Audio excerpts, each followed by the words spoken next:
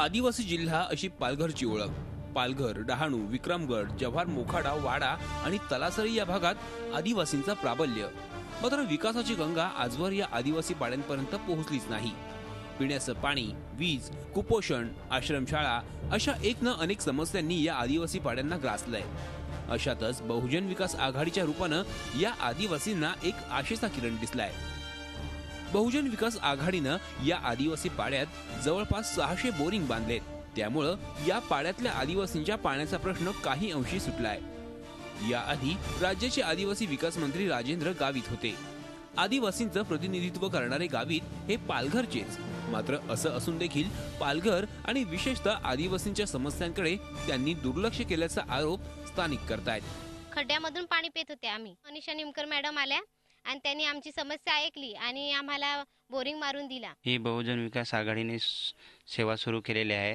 ह्याच्यामुळे आम्हाला आता खाजगी दवाखान्यात जायचे आमचे 300 रुपये वाटतात। असं खाजगी दवाखान्यात गेले तर 300 रुपये तर कम से कम लागतातच। आणि बहुजन विकास आघाडीने सोय काढलेली आहे। ॲम्ब्युलन्सचे इथं दारादारी येते। या पुढच्या काळात आदिवासींसाठी विशेष योजना राबवणार असल्याचा निर्धार बहुजन विकास आघाडीच्या उमेदवार मनीषा निमकर यांनी केलाय। तसंच आदिवासी आश्रमशाळा आणि वसतिगृहांचा दर्जा उंचावण्यासाठी प्रयत्नशील राहणार असल्याचंही त्यांनी सांगितलंय। आमच्या पक्षाचा असा एक मानस राहील की याच लोकांना त्यांच्याच शेतामध्ये भाजीपाला वगैरे लावण्याची संधी अनेक बँकांकडून कर्ज घेऊन किंवा बचत गट स्थापन करून त्यांच्या हाताला रोजगार देऊन आणि त्यांनी जे घेणारं उत्पन्न आहे त्याला आम्ही आमच्या पक्षाच्या वतीनं बाजारपेठ उपलब्ध करून देऊ।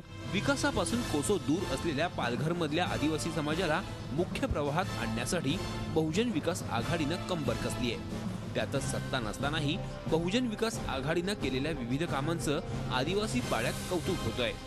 कपिल राऊत, झी मीडिया, पालघर। झी 24 तास रहा एक पाऊल पुढे।